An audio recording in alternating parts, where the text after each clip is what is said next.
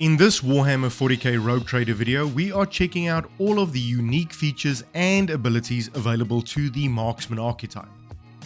This is the fourth video in the series and the last of the Tier 1 archetypes, so make sure you're subscribed and check out the rest of the episodes on the Gaming Analytics channel page.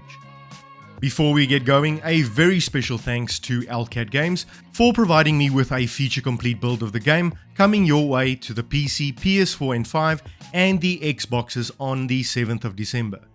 So grab your bolt rifle and let's get nerdy. From the get-go, as part of choosing your archetype at character creation, you gain access to the Marksman's Keystone feature, Run and Gun.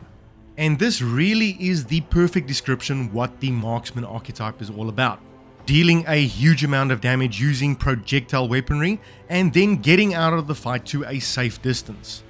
When activating the Run and Gun ability, your Marksman gains 2 plus its agility bonus divided by 2 in movement points, as well as has its next attack action point cost reduced by 1. However, activating this ability also does come at a cost, with your Marksman suffering from the winded condition until the end of its next turn. And while winded, your Marksman suffers a -10 penalty to its ballistic skill, making it a little bit more difficult to successfully hit enemies with your ranged weaponry. Thereafter, during the 15 levels you will spend in the Marksman archetype tree, you will gain access to 3 different archetype abilities.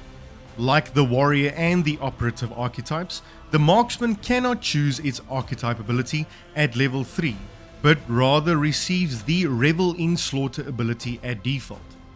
At both levels 6 and 11, however, you are free to choose from one of the 5 remaining archetype abilities, being Dash, Controlled Shot, Ready Go, Concentrated Fire, and Rapid Fire.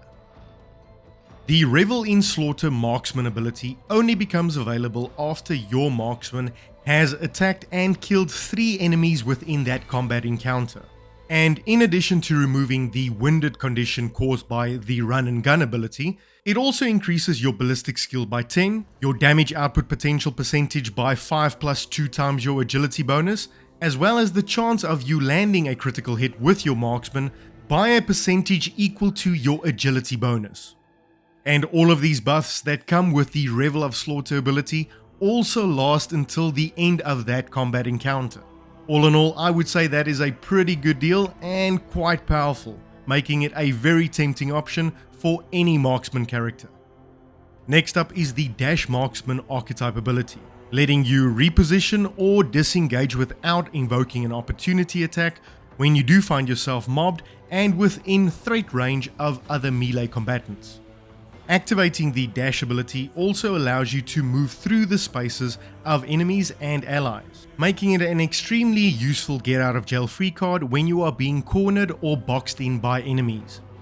The Ready Go Marksman ability is the Rogue Trader equivalent of getting a shot of adrenaline in the heart, and by sacrificing all of your action points and movement points at the time of activating Ready Go, you gain an instant 30% bump to your cover efficiency, meaning that full cover becomes 90% effective and partial cover 65% effective for that combat round. Furthermore, the next time your Marksman activates its Run and Gun ability is when that adrenaline really starts to kick in, restoring all of your movement and action points as well as granting you 1 additional action point for that turn. It also resets all of the Marksman abilities currently on a cooldown timer. Next up, if you think Spray and Pray saves the day, then the Concentrated Fire Marksman ability is the one for you, increasing your Marksman's damage output potential equal to a percentage of 50 plus 10 times your ballistic bonus divided by the total amount of enemies within the area of your Burst Fire's attack. But wait, there's more. It also adds a dodge penetration bonus equal to a percentage of 10 divided by 2 times your ballistic bonus. Suffice to say that this can be a devastating attack if it lands, even though the damage is spread out somewhat over multiple enemy combatants. You are definitely going to want to make sure that your clip is full of ammo for the next one, with the Rapid Fire Marksman ability, which effectively doubles the rate of fire for your bolt rifle weapon.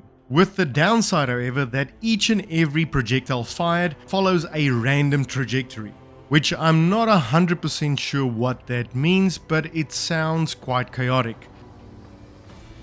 Before we move on to the ultimate abilities, if you're still here, then there's a chance that you are getting some value out of this. If you are, please give me a like on this video, as it does help out more than you can imagine.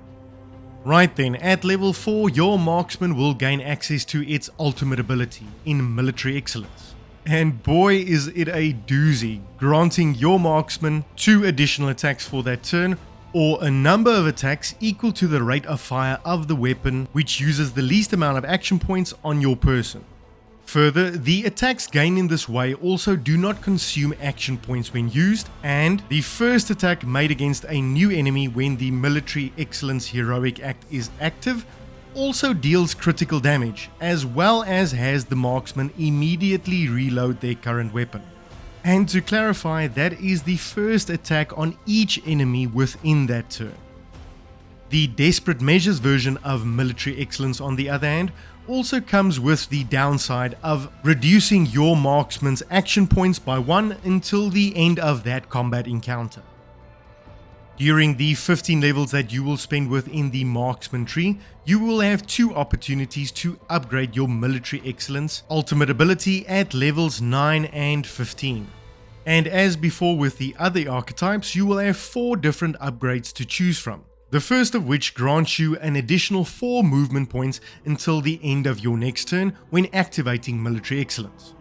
The second increases your marksman's fire rate by a total of 30% until the end of that combat encounter. The third of which decreases your enemy target's dodge ability by 20%, as well as increases your marksman's range penetration by 2 until the end of that combat. The last upgrade option is another one for all of the spray and prayers out there, increasing the number of damage dealt by your marksman equal to the number of opponents within the area of effect attack line, and lasts until the end of your turn. And there you have it, a quick look at the marksman archetype. Certainly a very interesting class, and one I look forward to playing personally. And that's going to do it for all of the beginner classes level 1 through 15. Next, I will be diving into all of the tier 2 classes or specialization classes within Rogue Trader, as well as some details on how you can get your hands on a copy of Rogue Trader on launch day, so please stay tuned for that. If you liked the video, please let me know in the comments down below, along with any questions you might have. And if you have seen a couple of the Gaming Analytics channel videos by now, why not become a subscriber? But whether you do or you don't, do me one favor. Stay nerdy.